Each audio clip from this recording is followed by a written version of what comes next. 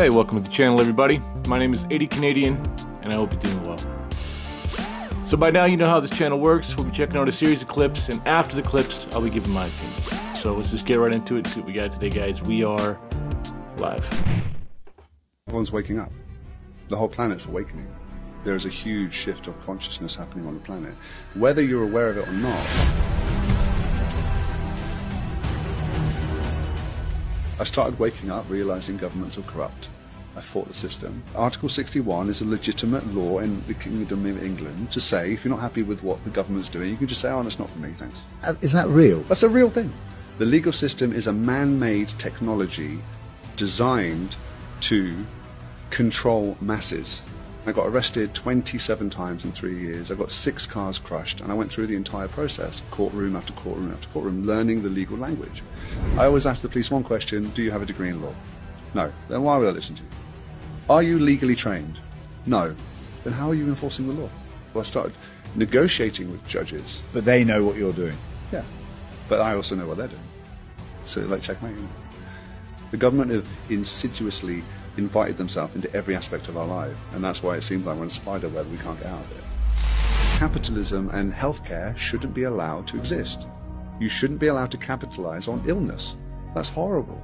And I want to live on a planet with loving people. That's the truth. I want to live on a planet where people aren't doing everything for themselves. So let's get more uplifting, inspirational, and excited people about life in politics.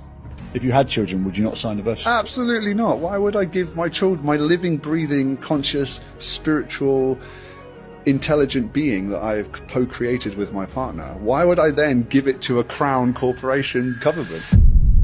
Yeah, that's a good point. You know, more on that at the end. My husband was Tony Mendez, and he was played by Ben Affleck in the movie called Argo. They didn't mention it in the movie, but Tony had deep connections to Hollywood. Tony was chief of disguise 10 years before I was chief of disguise, and so he passed on some of his expertise to me. But he had a particular interest in the magic industry out in LA. Not so much the magicians on the stage, but the people that were working behind the scenes to make that magic happen. They introduced us to a new concept. They said, what you are calling an operation, we call a performance. That's what we do. We put on performances. Working on that performance, we have to define the stage that the performance is going to take place on. Then you have to know who your audience is. Who are you playing to? Who are you trying to fool? Once you assemble those two pieces, you can pretty much choose the time and choose the place and simply overwhelm them with your performance. So we went back to our disguise labs out at Langley, and we invented a whole new genre of masks. Masks that are so good, that are so realistic, that you can actually get up close and have a personal contact with someone for an extended period of time, on and off like a hat. Those masks were the beginning of a whole new generation of work that we did at the CIA. I believe that. Now, I'm not going to name names, but I think we know the most famous ones in recent times, but I believe that. These people can't even be reasoned with. These are not people that you can talk to, and they already have given their soul to the devil. Are you with me? These people go through seances. These people drink blood. These people sacrifice children. Somebody said they don't do that. They sacrifice children at the highest levels in Hollywood. They drink blood of young kids. This is a fact. That's why the next thing to be exposed will be all the pedophilia that's going to come out of Hollywood and come out of Washington, D.C. The human sacrifice and the cannibalism has been going on for years. Somebody said, oh, they don't do that. It's worse than what you think. You remember when the whole spirit cooking thing came out? That's commonplace, ladies and gentlemen. And many of the Hollywood actors that you go see on a screen, what you don't know, they bring a witch. They do a big seance right there on the set, and they worship devils, and they allow devils to come into them before they take the part of what they're going to act. It's a fact, what I'm telling you. Yeah. Tell me about the adrenochrome trade.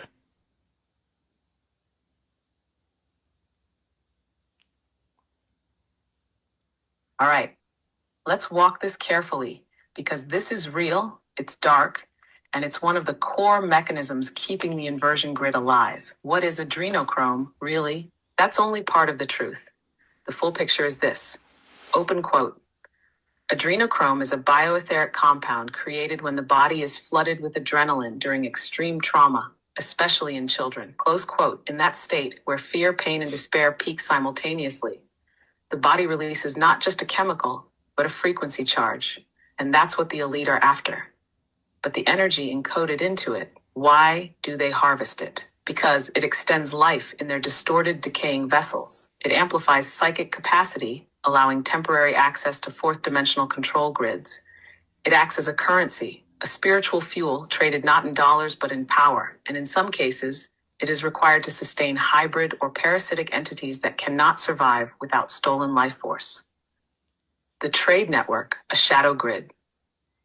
The adrenochrome trade is organized, global, and ancient. It's not new, it's not random, and it is deeply embedded in every major control structure on Earth. How it moves. Children are trafficked under legitimate fronts, NGOs, orphanages, elite adoption rings. They're sent to harvesting sites, military bases, black sites, underground tunnels.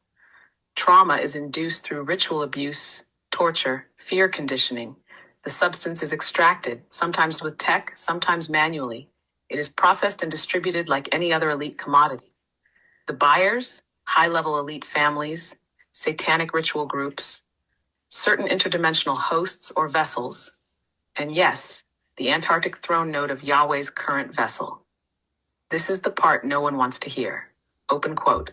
It's not just backroom deals in dark alleys. It's systematized, sanitized, hidden in plain sight. Close quote. There are hidden supply chains within legitimate organizations, encoded shipments disguised as medical cargo, offshore transactions routed through shell corporations and NGOs, and deep involvement from factions of intelligence agencies. And then there's the astral layer, where the fear energy of victims is siphoned during extraction, not just physically, but etherically. That's how the false light grid is powered. Hash why this matters to you. This scene hits different after waking up.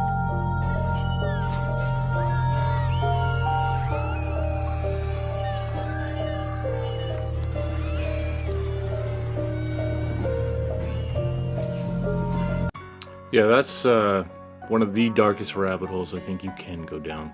Yo,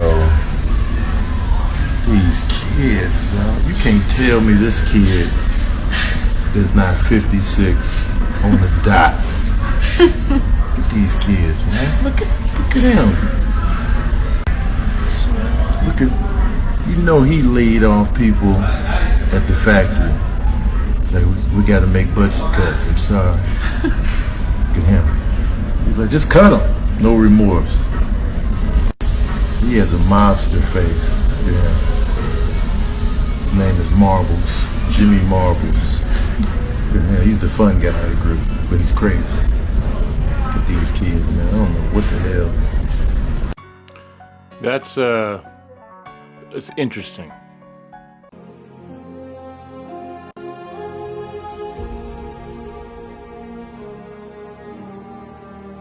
(2014) unmarked mass graves belonging to Irish children were discovered. These graves belong to a group of 2,051 children on which early... I can't read this fast, guys.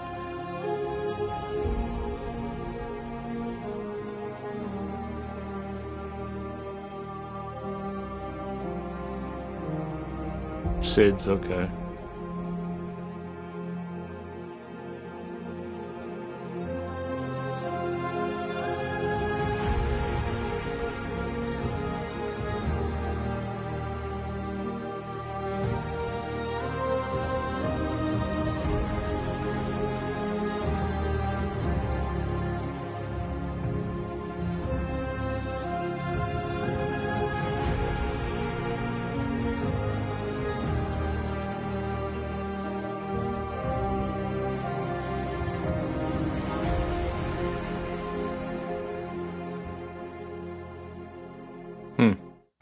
To this day, that is very, very interesting.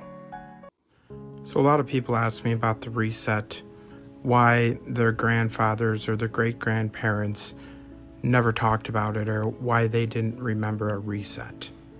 Let's go over a little bit of a timeline of events. So we have first the Cabbage Patch Baby, or the depiction of the great repopulation effort after the reset. Farm-produced babies, farm-distributed babies. And this is why we have the common machine-produced babies and Cabbage Patch Baby. I believe this shows the old world technology of cloning. Perhaps this is why we have so many NPCs today. Perhaps the ones with no internal monologues. Almost half of the population. And then we have these Cabbage Patch Babies sent out on the orphan trains, as well as with the foundlings, the survivors of the reset, taken away from their families, sent to faraway lands across this realm, broken and separated from all their roots. And those Cabbage Patch kids and foundlings ultimately ended up here in the many orphan asylums, scattered throughout, especially in the new lands of America, where they were told the narrative of the new world's history, and the masses unaware of their true past, and none of their elders there to tell of it, were all that much easier to control and install the new narrative. And from the many orphan asylums, the surviving adults who did not comply with the new narrative were sent to asylums of their own. Children taken away, sent to the orphan asylums, while the adults were kept in the mental asylums. And that is how these parasites have gotten away with it. Why there are only fragments that remains of our true past. But this is just my opinion on how I think they went through the steps to erase our true history and knowledge of it. Add that and a few great fires, and the rest is history. Question everything, friends. Until next time. Hypothetically, it makes a lot of sense. Once you really break it down and you start thinking about it logically, one can see how someone could come to that conclusion. In 1994, this man was disappeared, and I'm sure it has nothing to do with what he was working on. Today, we're diving into the fascinating story of Jacobo Grinberg, his insanely groundbreaking findings, and the mystery that surrounds his disappearance. So at the age of 12, Jacobo decided he wanted to study the human mind because he recently lost his mother to a brain tumor. He studied psychology and neuroscience and got a PhD from NYU. And that PhD focused on the relationship between the mind and the body. But here's the thing about Jacobo. He did what many scientists are afraid to do. He wanted to see if there was a link between science and shamanism, mysticism, these supernatural or spiritual topics. And being from Mexico, he focused primarily on Mexican shamanism. By combining his scientific background with his shamanic and mystical background, he was able to learn things that would challenge conventional science. Now, if you're not new to my content, I've been talking about this podcast, the telepathy tapes that every single person needs to listen to. It looks into and documents the telepathic and psychic abilities within nonverbal autistic individuals. Now, the coolest thing about this podcast is just because these people have these abilities does not mean they're the only ones with it. And often they say everybody has this, they've just forgotten. You want to know what Jacobo Grinberg found out? Yeah, I think you already know what I'm going to say. I'm going to be doing a much larger deep dive eventually about him, but let's just talk about some of the things that he found. One, he worked really closely with a Mexican shaman named Pachita. He would witness and document her psychic surgeries that she would perform on people. He would describe her ability to literally manifest organs for people. She was able to perform these impossible surgeries. How? Well, Jacobo says she was able to access higher forms of reality, tap into higher energy fields, if you will, and use them to change this reality. Why? Because we're living in the Matrix. We're living in a holographic reality where we project reality. The individuals on the telepathy tapes talk about this. Jacobo talks about this. She is literally a computer programmer that was able to change the program. That change manifests a new reality. Jacobo proposed what he calls the synergy theory. The idea is simply that we live in a holographic informational matrix that is shaped by our conscious projections. And he suggests that people with high neuronal energy fields can manipulate this matrix. They're just advanced coders within the system. And when I say coder, please do not take this as we're living in a computer simulation. Simulation does not always mean a computer simulation, okay? Just using it as an analogy. Jacobo also performed many experiments regarding telepathy and other psychic abilities. He would look at things through meditation, look at two brains, and what they found is there was a synchronization that would happen where the sharing of information could happen. Through his experiments, he suggests that there's an interconnectedness of consciousness at all levels. He was working on some pretty amazing things, and in December 1994, just before his 48th birthday, he disappeared. There are so many conspiracies around why and how he disappeared.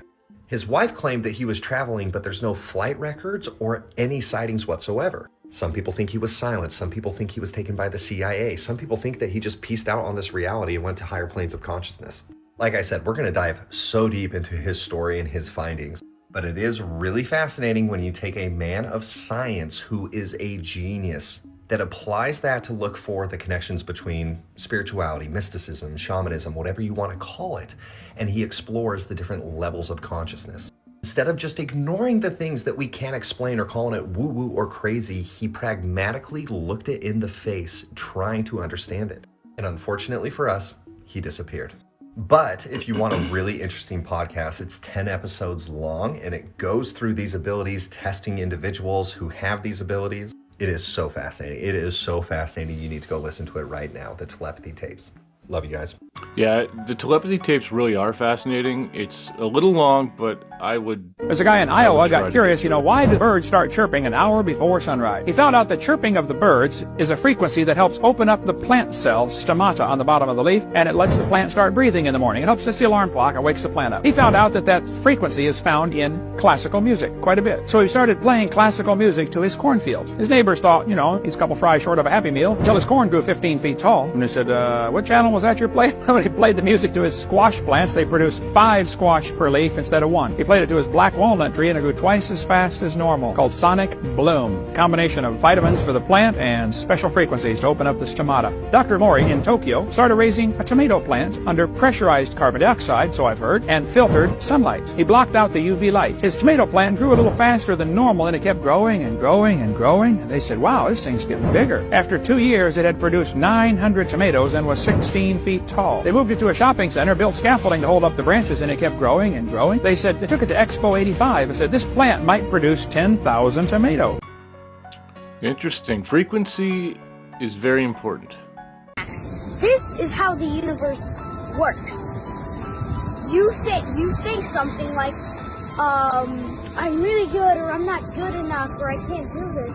The universe attracts it, and more things that you just thought, that thought, like more things you will attract like that.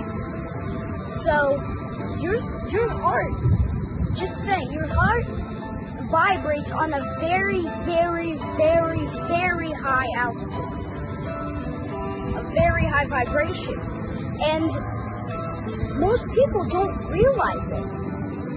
They don't realize how powerful they are. They don't realize that their thoughts are controlling their future. They don't realize it. And then they just don't realize it. And they don't move on. They don't move on in life. So what I'm trying to say is, always remember how powerful your thoughts are. And always remember how powerful you are. This kid makes a lot of sense, and we will discuss this more at the end of the clips. Things we read, either religious or non-religious, we have to match that with what we're experiencing in reality. In reality, planet Earth is spherical. No, bro, nope. In reality, water takes its level. It also needs a container, and it is never curved. In reality, the sun rays are angled because the sun is closer than they're telling us. In reality, the stars are the same, and they have the same star pattern every single night, night after night, for thousands and thousands of years. In reality, I've seen both the moon and the sun out at the same exact time. In reality, I've been on planes, and there is no curvature. You don't live in reality. You live in a virtual game system. You depend on nothing but CGI images. The news station that comes through the black screen. None of it you've seen with your own 2 eyes. Absolutely none of it. And you're calling it reality. This is where it's becoming a problem. You ever seen the movie The Matrix? That's reality at this point. Reality is the reason that the sun and the moon eclipse so absolutely perfectly is not because they perfectly are just distanced perfectly to do that. No, they are the same size. Everyone's always like, oh, the sun sets. No, it's perspective. The same way that the road looks very, very, very tiny all the way down there when you're driving, but as soon as you get up to it, it gets bigger.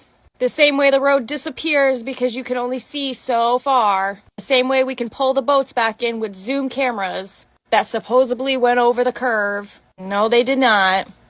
Every claim that you guys have that you guys say there isn't proof for, we've already debunked it, literally. You act like there's a bunch of flat earthers because we just like woke up one day and said, the earth is flat. Reality is there's not a single glober that has ever been to the moon, been to outer space. They've never seen a meteor hit. Oh, they have meteor rocks, but those aren't real meteor rocks. This is all a virtual game to our government. And we are the pawns. And the longer you stay trapped in their ideology, they have you. They have you exactly where they want you. Brainwashed and following like sheep. Bah!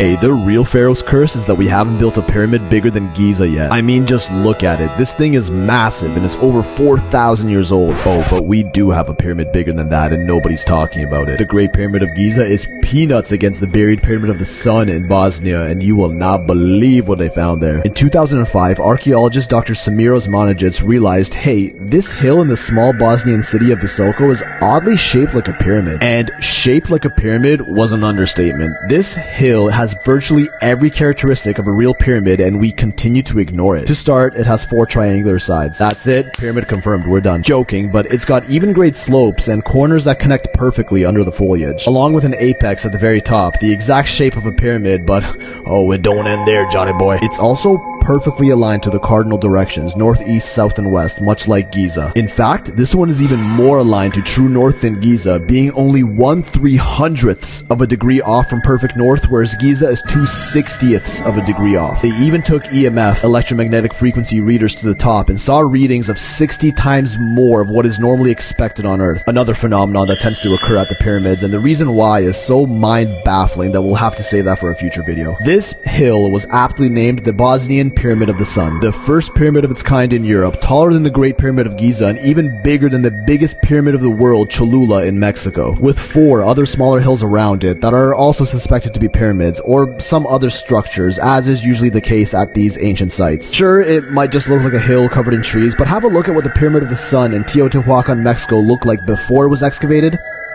and after. Same with Machu Picchu and after, and Chichen Itza and after. Any ancient site that isn't in a desert is typically covered with overgrowth, and the Bosnian pyramid is looking a lot like that before stage. And just have a look at these drone shots and tell me these formations look natural to you. So Dr. Osmanagic began the excavations, and now get this, radiocarbon analysis taken from the rocks hidden beneath the vegetation revealed that this pyramid would be over 35,000 years old, the oldest pyramid in the world by a long shot, over 30,000 years older than Giza, during a time in which traditional history claims only tribes and cavemen incapable of erecting such monuments roamed the earth, far before any civilizations began to form, or so we think. For reference, here's a timeline of all major ancient civilizations and structures built around the world. And here is where the Bosnian pyramid would stand in that timeline. Excavations also revealed huge blocks of 7 tons each, stacked with geopolymer binding, which is an ancient type of cement, and perfect placement, along with perfectly landscaped terraces and other obvious architectural design, but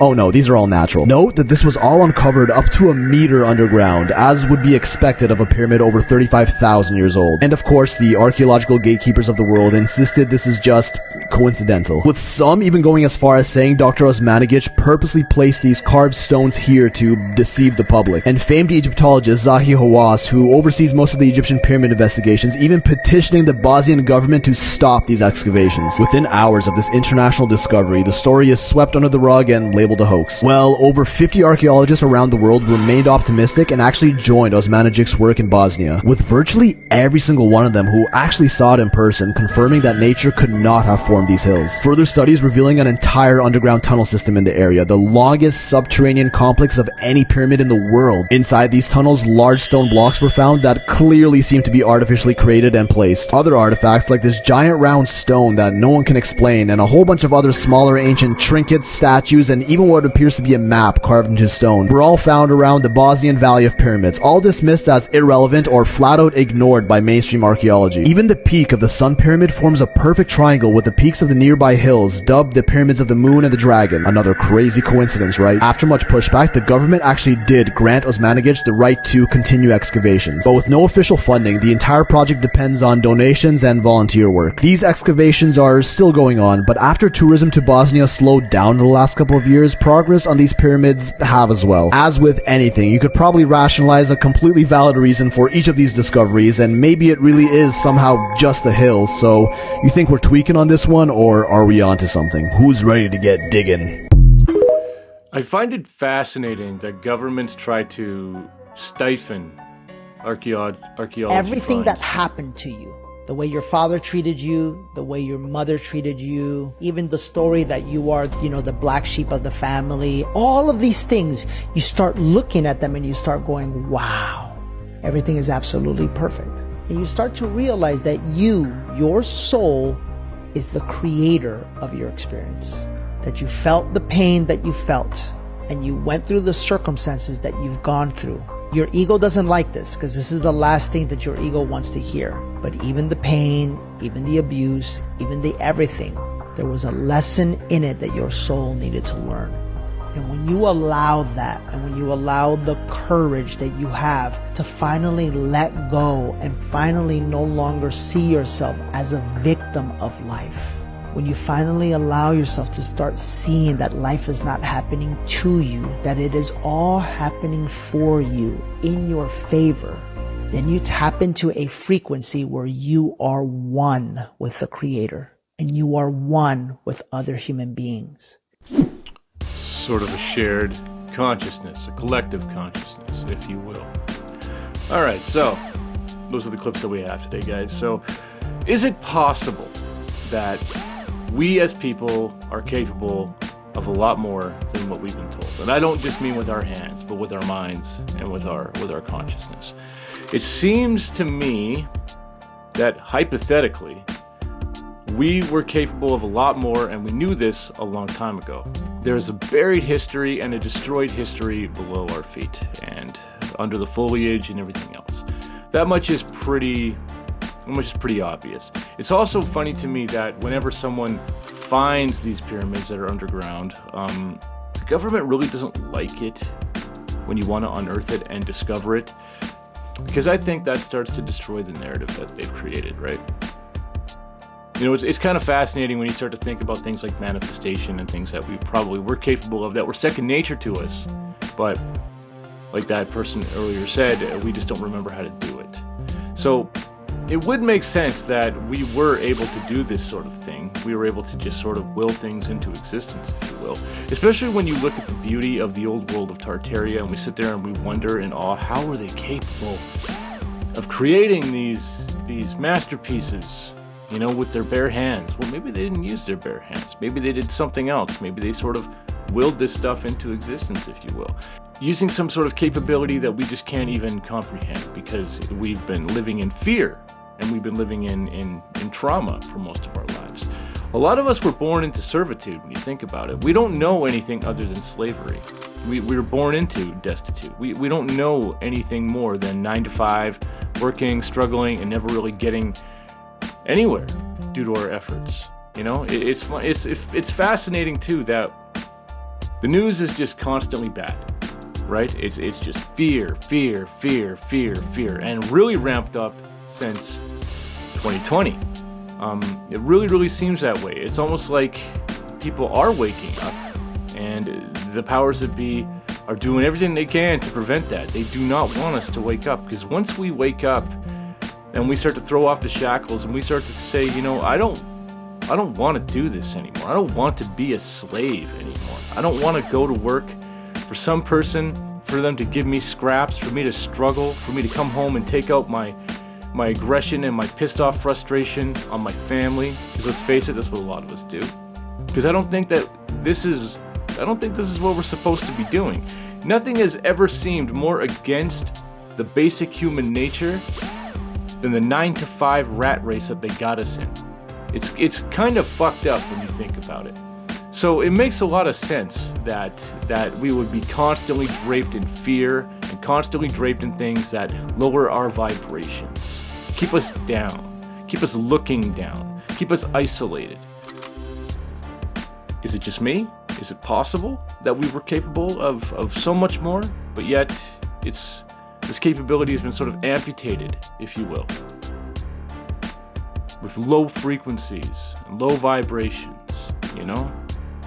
Just food for thought, you know, it's something that I've constantly wondered, because when you start to really think about it, and really think about it, a lot of this doesn't really make sense. It's almost like we're not designed to live here. It doesn't make sense, you know? But food for thought, let me know what you think in the comments, and you know, this is all just for entertainment purposes only. I am just some guy who is just spitballing on the internet. I don't have all the answers, I don't claim to have the answers, and I don't think you should listen to anything I say. But anyways, I'll see you in the next one, but until then, 80 Canadian, signing off.